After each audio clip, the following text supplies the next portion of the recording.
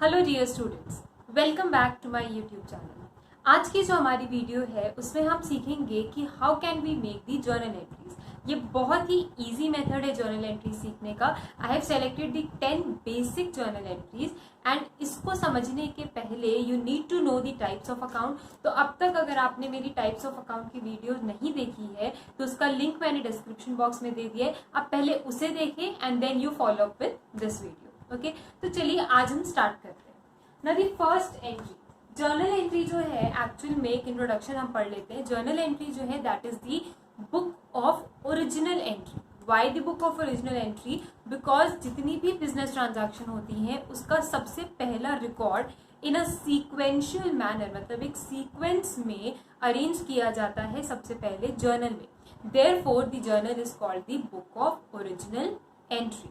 Okay, तो अब हम स्टार्ट करते हैं कि जर्नल को प्रिपेयर कैसे करते हैं। आपको एग्जाम में कुछ ऐसे ट्रांजैक्शन दिए रहेंगे and based on these transaction आपको जर्नल एंट्रीज पास करनी होगी। ऑलराइट, तो सबसे पहली transaction, started business with cash of ₹1,20,000। ना सी, इसमें हम पहले डिवाइड करेंगे कि किस टाइप ऑफ अकाउंट से आप डील कर रहे हैं। एक तो क्या दो अकाउंट इफेक्ट में, सबसे पहला तो जर्नल एंट्रीज हम कर रहे हैं तो उसमें हमेशा एक डेबिट ट्रांजैक्शन होगा, एक क्रेडिट ट्रांजैक्शन होगा, जिसके बारे में मैं आपसे पहले भी डिस्कस कर चुकी हूँ in my previous video. Right, तो अब डेबिट एंड क्रेडिट साइड के लिए हमें पहले रिकॉग्नाइज करना होगा कि कौन से दो अकाउंट्स जो है वो इफेक्ट हो रहे हैं with a particular business transaction. तो सबसे पहली ट्रांजैक्शन है started business with cash of ₹1,20,000। तो अब ये जो कैश है 1,20,000 से हमने बिजनेस स्टार्ट किया है, तो ऑब्वियस सी बात है कि हम ये 1,20,000 जो है वो बिजनेस में इन्वेस्ट कर रहे हैं। तो since we are investing in the business therefore it is called the capital. अब ये जो कैश है, जब मैं टाइप्स ऑफ अकाउंट बता रही थी तो उसमें मैंने बताया था कि कैश जो है that is a real account. Right, and real account का जो बेसिक रूल है वो क्या है? Debit what comes in and credit what goes out. तो अकॉर्डिंगली कैश जो है वो बिजनेस में इन्वेस्ट हो रहा है, मतलब कि cash is coming in the business. Right, तो कैश जो बिजनेस में आ रहा है तो डेबिट व्हाट कम्स इन, ठीक है, तो मतलब कैश आ रहा है तो कैश अकाउंट डेबिट होगा and credit what goes out. अब ये क्रेडिट व्हाट गोज आउट वाले कॉन्सेप्ट को हम छोड़ देते हैं।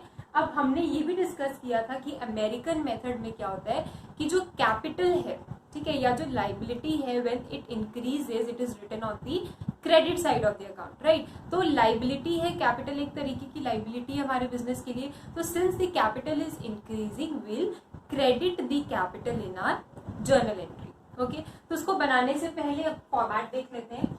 तो first you have to write in the books of, मतलब जो भी आपके क्वेश्चन में नेम दिया है कि किसकी बुक्स में आप अकाउंट बना रहे हैं, तो in the books of so and so person, suppose we'll take in the books of mister X, in the books of mister X, ठीक है, and we are passing the journal entries. इसमें एक column रहता है date का, then the particular, this is the ledger folio number. In this you have to write nothing, still हमको ये बनाना पड़ता है बिकॉज ये हमारे फॉर्मेट में, ठीक है। So this is the ledger folio number, then the amount of the debit side and the amount of the credit side. Alright, तो अब हम इसे स्टार्ट करते हैं। अब डेट्स जो है वो क्योंकि मैंने मेंशन नहीं की है तो हम यहाँ पे सीरियल नंबर लिखेंगे।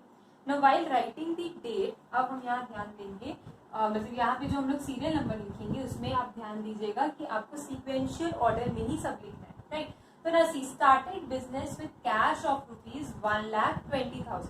तो मैंने क्या कहा, कैश कंपनी में आ रहा है तो डेबिट व्हाट कम्स इन, तो will write like this, cash account 3 dots and then debited to, ये कैपिटल में जा रहा है कैश हमारा, तो जो भी क्रेडिट वाला पार्ट होता है उसके आगे हम 2 लगाते हैं। तो cash account debited to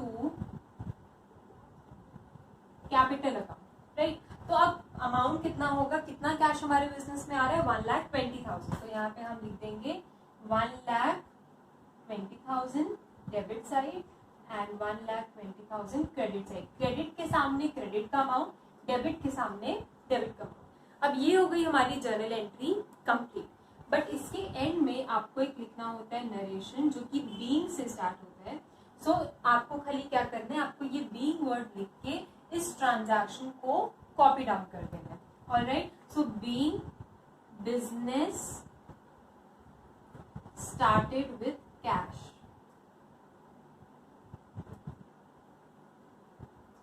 okay, अब आते हैं हम हमारी next entry, purchase goods for cash ₹20,000। तो क्या दो अकाउंट इफेक्ट हो रहे हैं? सबसे पहला तो हमने कंपनी में क्या परचेज किया है, गुड्स परचेज किए, और गुड्स परचेज करने के साथ साथ हमने उसके लिए क्या पे किया है, कैश पे किया है, राइट।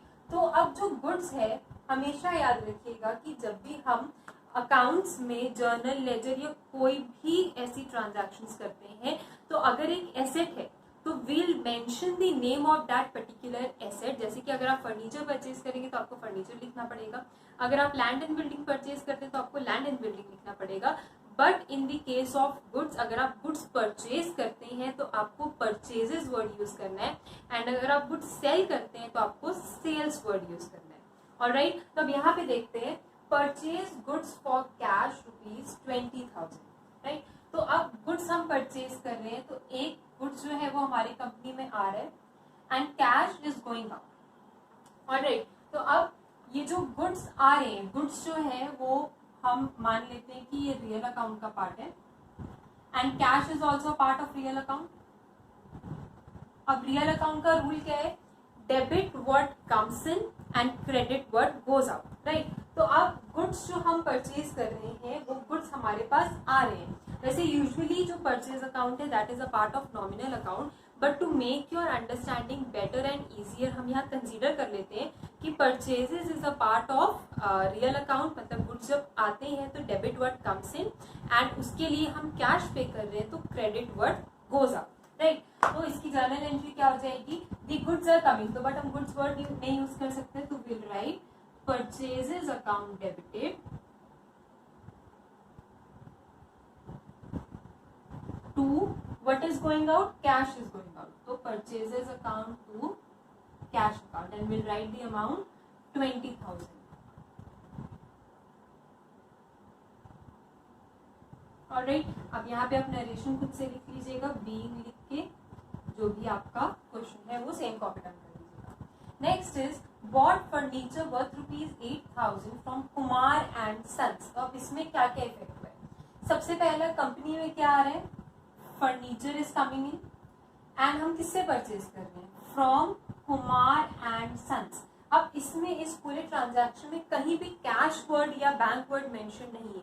इसका मतलब क्या है कि अगर कैश एंड बैंक में हम डील ही नहीं कर रहे हैं, so this becomes a credit transaction, right. तो कुमार एंड सन्स जो है उससे हम परचेज कर रहे हैं, इसकी बिकम्स अ क्रेडिटर एंड हम उससे क्या परचेज कर रहे हैं, फर्नीचर परचेज कर रहे हैं, राइट। तो फर्नीचर जो है that is a part of real account and Kumar and sons जो है that is a part of personal account, right. क्योंकि किसी का नाम है, हम जो कंपनी से डील करते हैं उसके नेम पर्सनल अकाउंट्स में आते हैं, राइट। तो अब यहाँ पे रियल अकाउंट का रूल क्या है, debit word comes in, credit word goes out. तो since furniture is coming in our company, तो हम यहाँ क्या लिखेंगे, फर्नीचर की जगह पे हम यहाँ लिख देंगे, मतलब डेबिट साइड में हम लिख देंगे furniture account debited. Now credit side क्या होगा, तो यहाँ पे Kumar and sons is a personal account and personal account का रूल क्या है, debit the receiver and credit the giver, right. तो Kumar and sons is the giver in this question, he is giving us the furniture, तो इसीलिए Kumar and sons को हम credit side में mention कर देंगे। तो furniture account debited to Kumar and sons account, और इसका अमाउंट क्या हो जाएगा, फर्नीचर का अमाउंट है 8,000। ऑलराइट, आई होप आपको ये एंट्री समझ आ रही होगी। ना moving on to the next entry, ना सोल्ड गुड्स, तो हम यहाँ पे गुड्स सेल कर रहे हैं टू मिस्टर जे के रिटेलर्स इन कैश। अब यहाँ देखिएगा, तो यहाँ मिस्टर जे के रिटेलर्स एंड कैश दोनों वर्ड लिखा है, दैट मीन्स कि हमारी जो ट्रांजैक्शन है वो कैश में हो रही है। विल नॉट मेंशन जे के retailers anywhere, why will not mention, because हमने तो उसे कैश, मतलब उसने तो हमें कैश पे कर दिया है, तो उसके बुक्स को हम मेंटेन करके क्या करेंगे, राइट। तो हम जे के रिटेल्स की बुक मेंटेन नहीं करेंगे, will mention the word cash. अब देखते हैं, गुड्स जो है that is a part of real account, cash is also a part of real account. Again the rule of real account is debit word comes in, credit word goes out. So what is coming in, cash is coming in because we are receiving the cash. तो इसकी journal entry क्या हो जाएगी, cash account debited to what is going out, goods is going out, but we do not write the word goods, so we'll write sales. Okay, so cash to sales, what will be the amount, 16,500. Now coming to the fifth question, paid salaries for rupees 50,000, right? So we have paid the salaries worth 50,000. so यहाँ पे salaries जो है वो हमारे लिए क्या है, expense है. So this expense is a part of nominal account and since nothing else is mentioned we assume कि ये जो सैलरी पे हो रही है this is paid in cash. तो सेकंड अकाउंट ऑटोमेटिकली हमें समझना होगा कि कौन सा अकाउंट इफेक्ट हुआ है, cash account. And now in this cash account ये हमारे लिए एक रियल अकाउंट है, राइट. तो अब नॉमिनल अकाउंट का पहले रूल देख लेते हैं. तो नॉमिनल अकाउंट का रूल क्या होता है, debit all expenses and losses and credit all income and gain, right. तो अब सैलरीज जो है वो हमारे नॉमिनल अकाउंट का पार्ट है and it is an expense. तो मतलब सैलरीज क्या होगा, डेबिट हो जाएगी सैलरीज. तो यहाँ पे salaries account debited to cash जो है that is going out because we are paying the salaries, right. तो सैलरीज पे कर रहे हैं, क्रेडिट वर्ड गोज आउट. तो यहाँ पे to cash is going out by paying the salary. तो टू कैश अकाउंट जो है वो क्रेडिट हो जाएगा, राइट. तो अब यहाँ पे अमाउंट हम लिख देंगे 50,000. अब now moving on to the next kind of journal entries.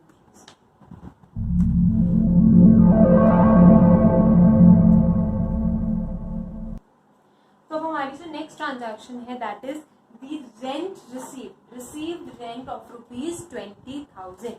अब इसमें हम देखते हैं कि हमने जो रेंट रिसीव किया है, सबसे पहला कौन सा अकाउंट इफेक्ट हुआ है, rent account. Now this rent account belongs to the nominal account and since we are receiving the rent तो हमें कैश मिला है, राइट. तो दो इफेक्ट, कौन से अकाउंट इफेक्ट हुए, सबसे पहला cash account which is a real account and then the rent account which is a nominal account. तो अब इसमें हम जर्नल एंट्री क्या लिखेंगे, तो this is for the number 6. तो मैंने यहाँ पे डेट नहीं है तो हम यहाँ सीरियल नंबर लिख रहे हैं. तो number 6, since the cash is coming in, तो रियल अकाउंट में debit what comes in, right. तो यहाँ पे कैश इज कमिंग इन तो डेबिट what comes in. तो cash account debited to credit what goes out. या फिर हमारा जो यहाँ पे सॉरी नॉमिनल अकाउंट जो है that is the rent account, उसमें क्या रूल है, credit all income and gains, right. तो हमारा जो रेंट है वो हमारे लिए इनकम है, तो रेंट अकाउंट को हम क्रेडिट कर देंगे, ठीक है. तो इसका अमाउंट हो जाएगा 20,000. नेक्स्ट आते हैं, purchase goods from mister Ravi worth rupees 35,000 on credit. मतलब कि हमने क्रेडिट पे रवि से गुड्स परचेज किए. तो इसमें कौन से दो अकाउंट इफेक्ट हो रहे हैं, सबसे पहला तो गुड्स आ रहा है तो परचेजेस अकाउंट इफेक्ट हो रहा है एंड सेकेंड क्योंकि हमें मनी रिसीव नहीं हुआ है तो हमारे लिए मिस्टर रवि का जो अकाउंट है वो इफेक्ट होगा. Mister Ravi is a personal account and goods जो है उसके लिए परचेज अकाउंट जिसको हम अभी रियल अकाउंट एज्यूम करके चल रहे हैं, राइट. तो डेबिट वर्ड कम्स इन, परचेजेस मतलब गुड्स आ रहे हैं आपके पास तो डेबिट वर्ड कम्स इन. तो यहाँ पे purchases account debited to who is giving us the goods. तो mister Ravi is giving the goods. तो मिस्टर रवि क्या हो जाएगा, personal account credit the giver. तो रवि को हम क्रेडिट कर देंगे. तो will write mister Ravi. Alright. तो ये जो मिस्टर रवि है ये हमारा पर्सनल अकाउंट है and he has given us the good on credit, इसलिए इसको हम क्रेडिट करते हैं. एंड गुड्स हम परचेज कर रहे हैं तो डेबिट वर्ड कम्स इन, तो इसीलिए परचेजेस अकाउंट जो है वो डेबिट हो जाएगा, राइट. तो यहाँ पे ये जो अमाउंट है ये हो जाएगा 35,000 and 35,000. Next, sold goods to Kishan worth rupees 6,000. मतलब हमने किशन को गुड्स सेल किए. अब यहाँ पे क्योंकि कैश वर्ड मेंशन नहीं है तो again it will be a credit transaction. तो मिस्टर किशन जो है वो पर्सनल अकाउंट हो गया एंड मिस्टर सॉरी जो गुड्स है वो हमारे लिए रियल अकाउंट हो गया. तो since Kishan is the receiver of the goods तो डेबिट द रिसीवर होता है. तो हम यहाँ पे मिस्टर किशन के अकाउंट को डेबिट कर देंगे अब हमारा गुड्स जा रहे तो हम उसमें क्या लिखते हैं, सेल्स अकाउंट, राइट। तो यहाँ पे हम सेल्स अकाउंट को क्रेडिट कर देंगे, the amount is 6000.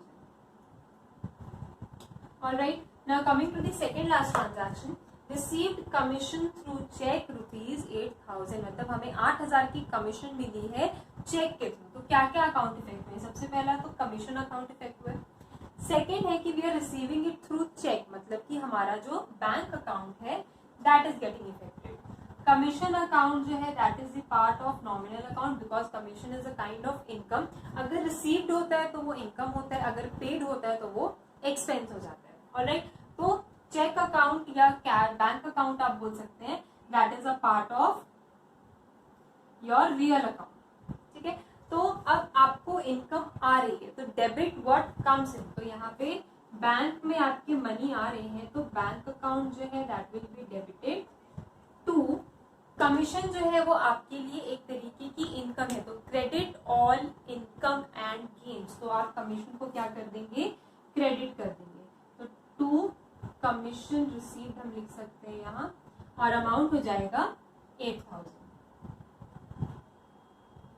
Alright, now coming to the last transaction, sold old motor car for ₹8000. तो हमारा कुछ एक एसेट है, यहाँ पे एसेट का नाम मेंशन है motor car, and we have sold it to someone for ₹8000. तो यहाँ पे क्योंकि पार्टी का नेम भी मेंशन नहीं है, कैश या बैंक मेंशन नहीं है, तो वील अज्यूम कि ये सारी ट्रांजैक्शन एक कैश ट्रांजैक्शन है, and the second account that will be affected will be the cash account. Alright, तो ये जो मोटर कार है that is a part of real account and as well as cash is a part of real account. इन दोनों account लिखेंगे कैसे, debit what comes in, credit what goes out. तो what is coming in, cash is coming in since we are selling the motor car.